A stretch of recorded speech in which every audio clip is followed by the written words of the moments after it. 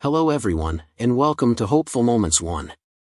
Today, we're diving into a story where the trouble goes beyond just noise. The neighborhood kids trespass into our yard, try to open the backyard gate, and even steal fruit from our garden.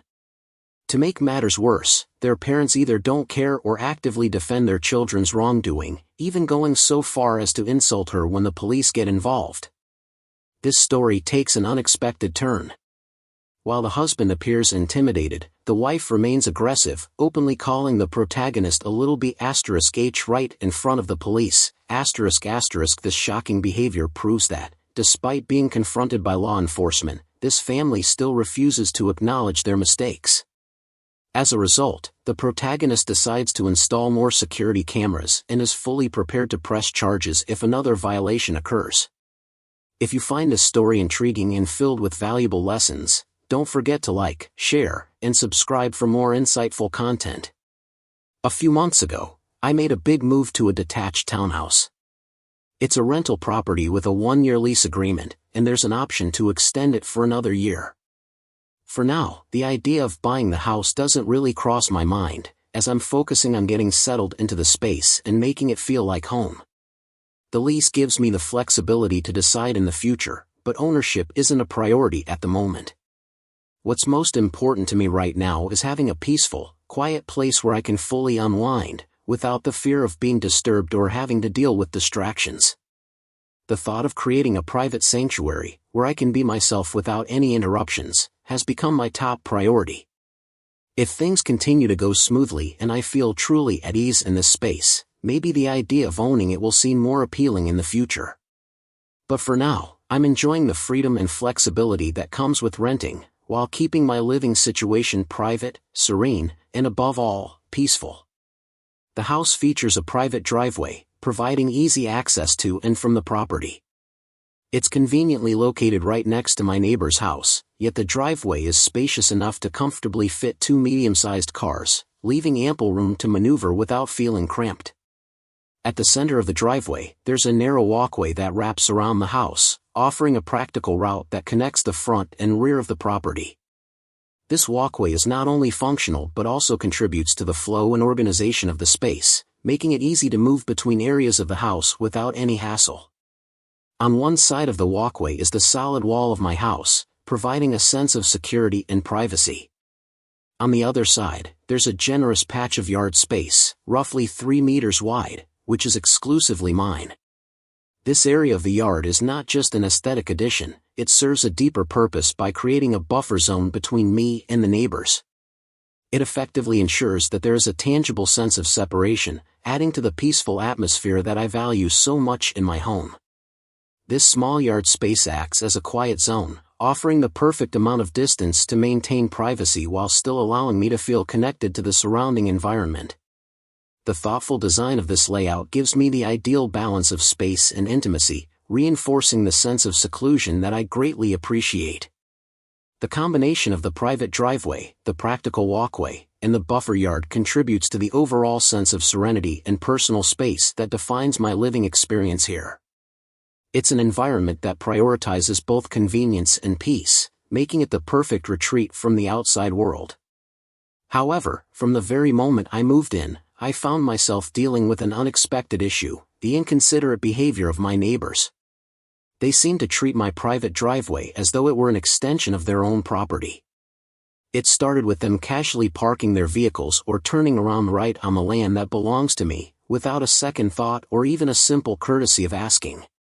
But that was just the beginning. Before long, they began using my driveway as a dumping ground for all sorts of items: old bicycles, storage crates, and a random assortment of odds and ends that had no clear purpose.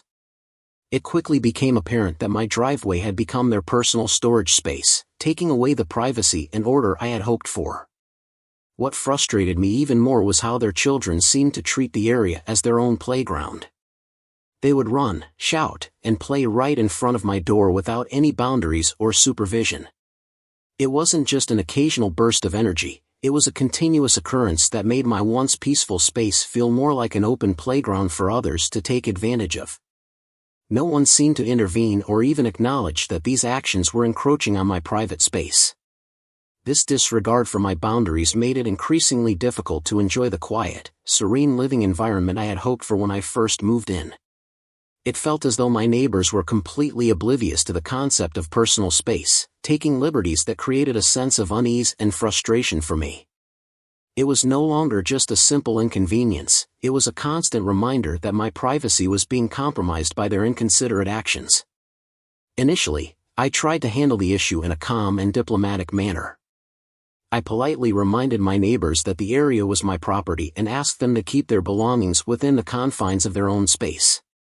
However, all my efforts were completely ignored. I soon realized that no matter how many times I raised the issue, they had no intention of changing their behavior.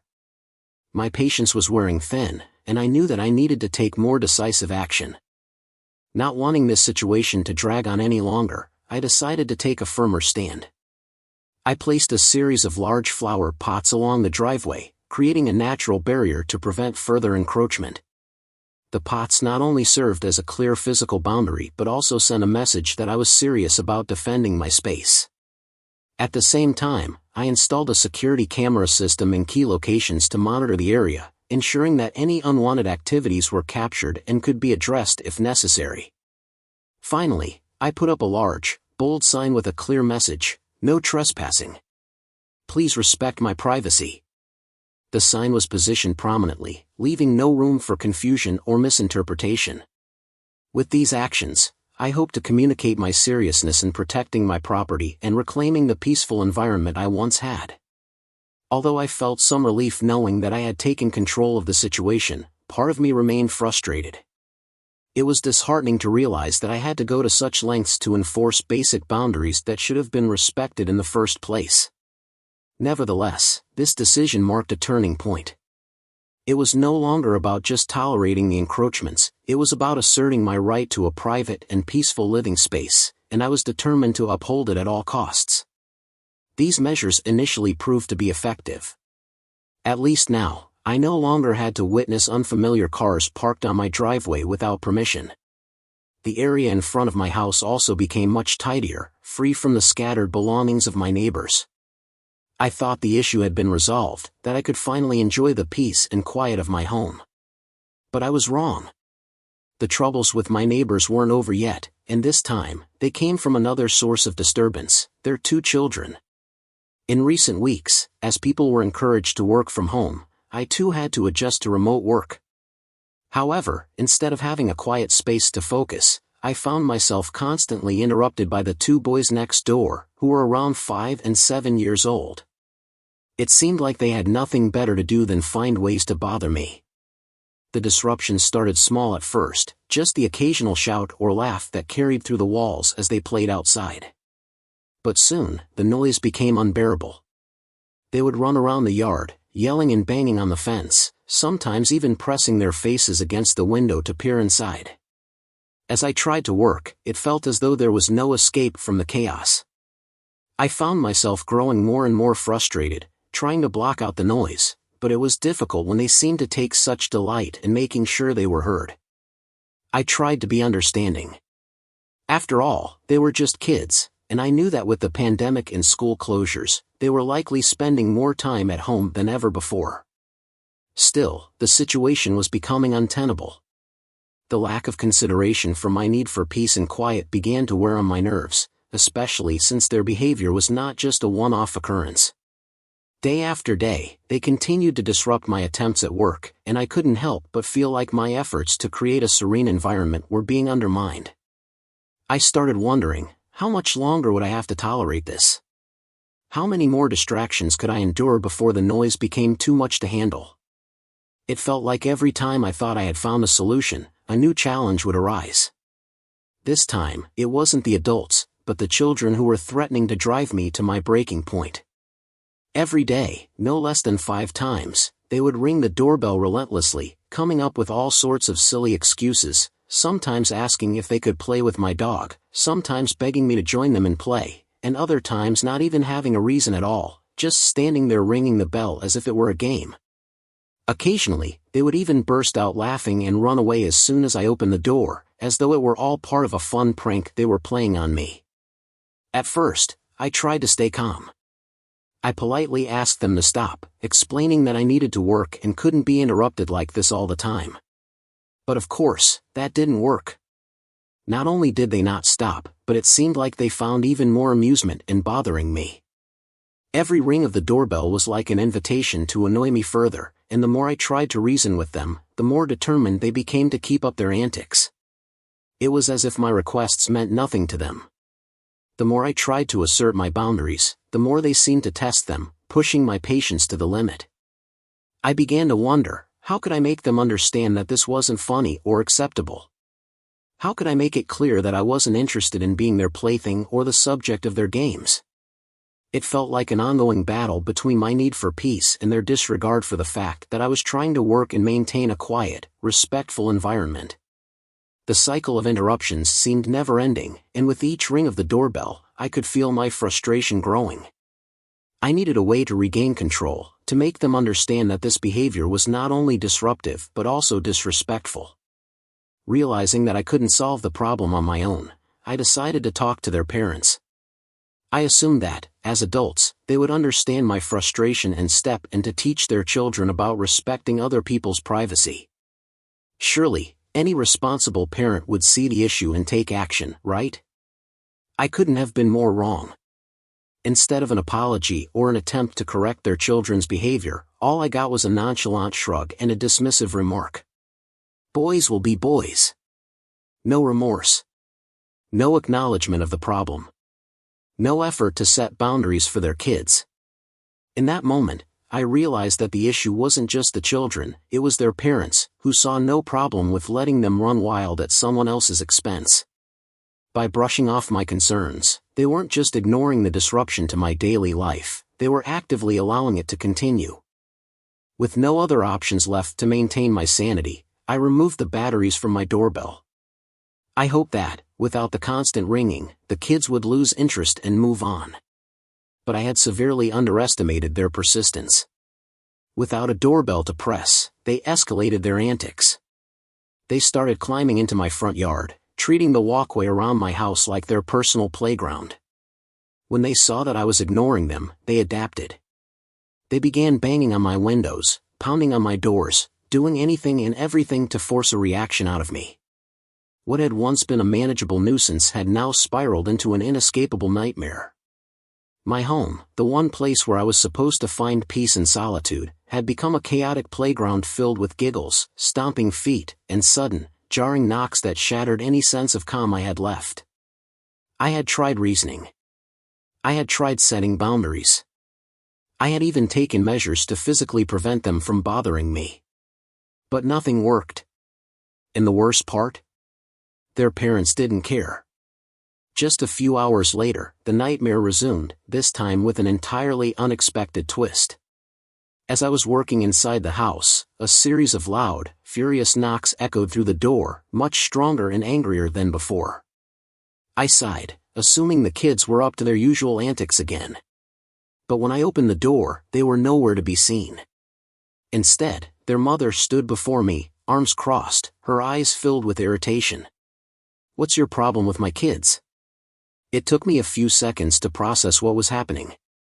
Then, it hit me, the kids must have run back to their mother, likely with a completely different version of the story. And now, I was the one being confronted. I took a deep breath, trying to stay calm, and explained that all I did was ask her children to stop bothering me. I clearly laid out how they kept ringing my doorbell, banging on my door, and even trying to open my backyard gate. But she didn't listen. "They're just kids. You're making a big deal out of nothing," she snapped, as if I was the one in the wrong. "If you don't want to be bothered, then stop acting so annoyed. The more you push back, the more they'll enjoy messing with you." I was stunned. Not only did she refuse to acknowledge her children's wrongdoing, but she also blamed me, as if I somehow deserved to be harassed just for being upset about it. This time, I had no interest in arguing. I took a deep breath and kept my voice as steady as possible. "I don't care what your kids think. They have no right to invade my space. If this continues, I'll report it to the landlord, or the police if necessary." That finally made her pause. She pursed her lips, muttered something under her breath, and then turned on her heel and walked away. I knew this wasn't over. But at the very least, I had drawn a clear line. And this time, I wasn't going to back down. Another knock at the door. Not long after, the doorbell rang again. But this time, it wasn't the troublesome kids, it was their father. I stepped outside to find a tall, middle-aged man standing with his arms crossed. His gaze was sharp, assessing, and his expression was hard, with no sign of goodwill. Even before he spoke, I knew he wasn't here to apologize or make peace. The tension in the air was palpable. I could feel the weight of his presence pressing down on me, but I had no intention of letting him intimidate or control the situation. Before he could say a word, I spoke first, my voice calm but firm, each word carrying unwavering determination. I need you to control your children. I am sick and tired of them constantly bothering me. This is my home, my space, and I have every right to my privacy. If you don't stop them, I'll plant a row of thorny bushes around my yard to teach them a lesson about boundaries and respect. I saw the corner of his mouth twitch, as if he wanted to argue back, but I didn't give him the chance. I had no interest in dragging this into a pointless debate. So, I ended the conversation in the clearest way possible. I slammed the door right in his face. The loud thud echoed through the space, final and unapologetic. I didn't care about his reaction. I didn't care about his anger or dissatisfaction. This was my home, and I would no longer allow anyone to cross my boundaries again. No more guilt, no more doubts. I didn't care what he thought anymore. I no longer felt guilty or wondered if I was overreacting. From day one, I had been reasonable. I had given them countless chances to respect my space, yet they had chosen to ignore them. If kindness and patience didn't work, then it was time for stronger measures. But, was I becoming the villain in this story? For a fleeting moment, the thought crossed my mind. Was I being too harsh? Were the kids just innocently playing, unaware that they were disturbing me? Were their parents truly as terrible as they seemed, or was I blowing this out of proportion? But I quickly pushed those soft-hearted thoughts aside. Kindness only works when it's not being taken advantage of. I had tolerated enough, and I knew that if I didn't take action, this invasion of my space would never stop. A new plan, the green fence. The most obvious solution was to build a sturdy fence, a tall wooden wall or an iron barrier. But this was just a rental. I couldn't invest in something that I'd have to tear down later. I needed a solution that was both effective and flexible, something that would create a clear boundary without being a permanent structure. Then, an idea struck me. A green fence. Not a harsh concrete wall or a rigid wooden barrier, but a natural hedge, a living wall of thick, thorny plants. If chosen correctly, it would not only establish a solid boundary but also make anyone think twice before trying to step over it. About a week later, I turned my thoughts into action. I chose raspberry and blackberry bushes, two perfect shrubs for this purpose. They grow densely, with thick foliage, and most importantly, they have thorns. These sharp thorns would serve as a natural barrier, strong enough to deter anyone trying to invade my space. I carefully planned out the spacing to ensure it was reasonable. I planted them about 30 centimeters from the edge of the yard, making sure they wouldn't spread into common areas. I didn't want to give the neighbors a reason to complain that I was taking over shared space, because the last thing I needed was another excuse for them to cause trouble. But I didn't stop there. I knew that just the thorny bushes might take some time to grow thick and full. So, I decided to add another measure, thin barbed wire woven through the branches of the plants. It was subtle enough not to be too noticeable but effective enough to make anyone think twice before trying to cross. I stepped back and admired my work with a sense of satisfaction. No longer was it an empty yard vulnerable to intrusion. Now, a natural but firm barrier had taken shape. I didn't know if it would fully prevent problems with the neighbors, but at least I knew I'd done everything in my power to protect my space. Taking advantage of the space inside the fence, I decided to turn it into a small garden, offering both aesthetic value and practical benefits. I planted strawberries and tomatoes, two crops that are not only easy to care for but also bear fruit year-round.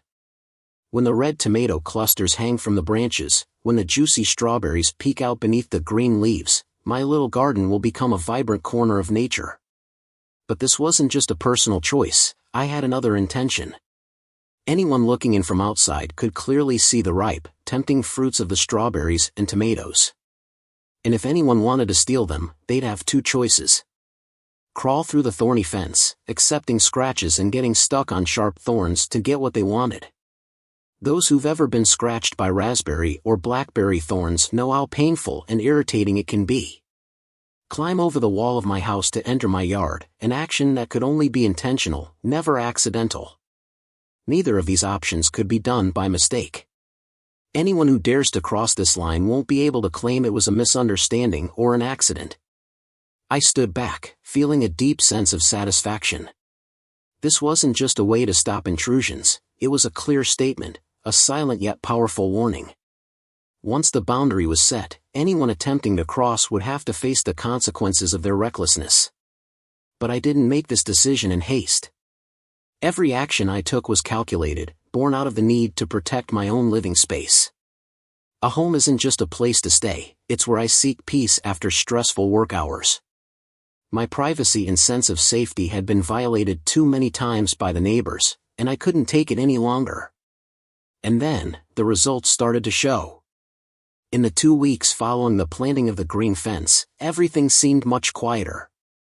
I still saw the kids appearing on the driveway, heard their laughter, but they no longer dared to run into my yard or linger in front of my door. The thorny bushes had grown like sentries, the raspberry and blackberry branches intertwined, forming a natural barrier that no one could easily cross. And my message was clear. Fire, this is my territory. Fire, I'm no longer accommodating. Fire, if you want to cross, be ready to face the consequences. The plants, the security cameras, and direct warnings, all had become my defense weapons. I didn't know how the neighbors would react in the future, but at least I knew that I had reclaimed the space that should have been mine from the start. But I knew one thing for sure, this peace wouldn't last forever. I had grown accustomed to the sneaky invasions of my neighbors, their utter disrespect for my private space. And just as I predicted, it didn't take long before I noticed unsettling signs again. About a week ago, when the fruits began to ripen, my garden became more vibrant than ever. The raspberry and strawberry bushes were blooming, and ripe, juicy fruits were bursting with sweet fragrance. In the afternoon sun, my garden was alive with vitality, but I never expected that this very abundance would ignite the greed of the trespassers. The first time, I just happened to catch the two neighborhood kids in the act. They were sneaking their hands through the bushes, trying to pluck strawberries and raspberries without a care. Their small but greedy hands reached out, fingers brushing against the ripe fruits with eager eyes. They didn't seem worried about being caught, it was as though they thought it was perfectly natural. I realized this wasn't just an impulsive act by children, it was a test. They were seeing if I would react, if I would still be patient or let it slide. Without hesitation, I stepped out and sternly scolded them. My voice no longer held any leniency. I was no longer the easygoing neighbor always trying to mediate. This time, I made my position clear. What are you kids doing? This is not your garden. Stealing someone else's fruit is wrong, even if it's just one small berry. If this happens again, I will not be lenient. The kids froze for a moment, looking surprised to be caught, but then they ran off. I thought that at least a strong warning would be enough to make them stop. But I was too naive. When I confronted their mother, I spoke plainly, without any compromise or beating around the bush. I see this as theft, even if it's just fruit. If you don't teach your children to respect other people's property, they'll grow up not knowing what boundaries are. But her reaction stunned me. Not a single word of apology, no sign of remorse. She just glared at me with a cold, challenging look and bluntly said, "Grow up." Those words hit me like a slap in the face. Not only was it disrespectful, but it also conveyed an attitude of contempt that was almost terrifying. She arrogantly treated the issue as a trivial matter, as if her children stealing my fruit was perfectly acceptable and something I should just tolerate without complaint. But as it turned out, I had underestimated their arrogance. About a week later, on a quiet afternoon, I left the house for a short while. I didn't think that such a brief moment could escalate into something unimaginable. When I returned, I was shocked. Right in the middle of my garden, it wasn't just the two kids anymore, but their entire family. The father, the man who had previously come to confront me, was standing boldly in the garden, casually picking fruit as if he owned the place. The two kids were running around, their hands full of strawberries and raspberries, stuffing them into their pockets, and even into their mouths without hesitation. This wasn't a sneaky act anymore, it was a full-on public raid. The raspberry bushes, the strawberry beds, everything had been stripped bare without mercy. They didn't just take, they destroyed. The branches were broken, and the unripe fruits were squashed into the dirt. Their arrogance was beyond belief. This time, I didn't need to argue anymore. I pulled out my phone, turned on the camera, and immediately called the police. I knew it was time for legal intervention. This wasn't just about discomfort or inconvenience anymore, this was property invasion and theft. About 10 minutes later, 2 police officers appeared at my gate. When they saw the police, for the first time, I saw my neighbors genuinely frightened. The man was flustered, his eyes darting around as if looking for an excuse. The 2 kids stood behind their father, their hands still stained with the red residue of the ripe raspberries. But at this point, there was no defense left. The police approached, quickly assessing the scene, and immediately declared, "This is property invasion and theft. Do you know that this action could lead to charges?" The man stammered something, but couldn't get a word out. For the first time, I saw them caught off guard. For the first time, I saw them genuinely scared. And for the first time, I knew that I had been right to stop tolerating it. The police took them inside, and I quietly went back to my house. The feeling inside me wasn't one of triumph, but a tired determination. I had given them too many chances to respect my space, but they never stopped, until they were forced to stop. About 15 minutes later, the police returned and asked me an important question. "Do you want to press charges?" I didn't answer right away. I paused to think. I wonder if what happened today will be enough to deter them. Will he, the husband, understand that my patience has run out? Will they be scared enough to stop this trespassing? One of the officers let out a quiet chuckle, shook his head, and said in a low voice, "The husband is probably scared. But his wife? Not at all." I furrowed my brow, unsure of how to respond, when he continued. "She stood there, right in front of the police, completely unashamed. Not only did she show no remorse, but she also screamed insults at you. Do you know what she called you?" I stayed silent, a bad feeling growing inside me. "She called you a little bitch." A public insult, even in front of the police. This spoke volumes. She wasn't afraid. She didn't see me as someone worthy of respect. She didn't consider my boundaries something that should be protected. In fact, she seemed to believe her actions were justified and that I was the inconsiderate one for standing up for myself.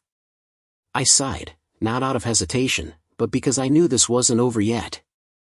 I decided not to press charges immediately, but I knew I could no longer keep tolerating this. They had gone too far. I had tried to handle it gently.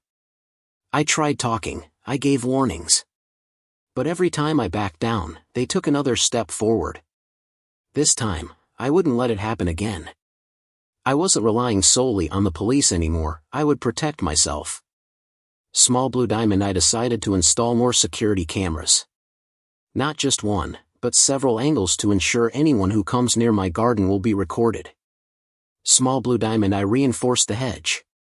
I added more thorny, dense bushes.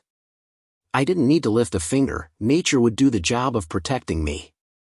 Small Blue Diamond, I put up a warning sign. A small but clear sign. Police car light surveillance area, trespassers will be prosecuted. Police car light. This time, I wouldn't give them the chance to claim they didn't know or entered by accident. I realized one thing, the husband probably understood I was serious, but the wife hadn't learned her lesson yet. And if I catch them again, I won't hesitate to call the police, and this time, I'll press charges. They've had their last chance. This isn't just a story about fences or fruit. It's a clear reminder of the importance of establishing and protecting personal boundaries, whether related to property or personal space. In society, there will always be people who don't respect you. They will see your tolerance as weakness. They will infringe upon your boundaries until you force them to stop. No one has the right to violate your privacy or rights. No one has the right to take your property without consequences. So, when violated, what should you do?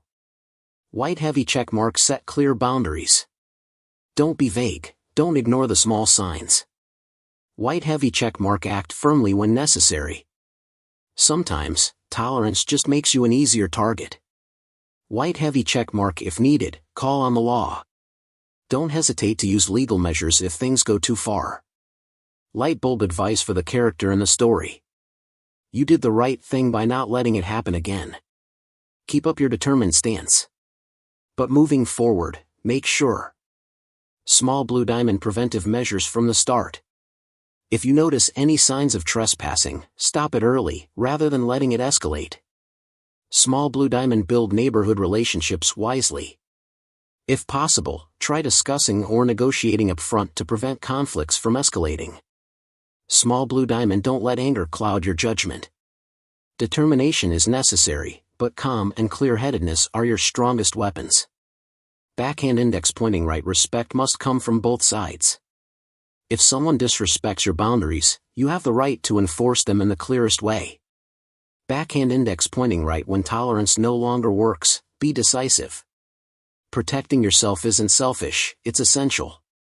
If necessary, let the law speak for you. No one has the right to take from you without paying the price. You deserve to live in peace and respect.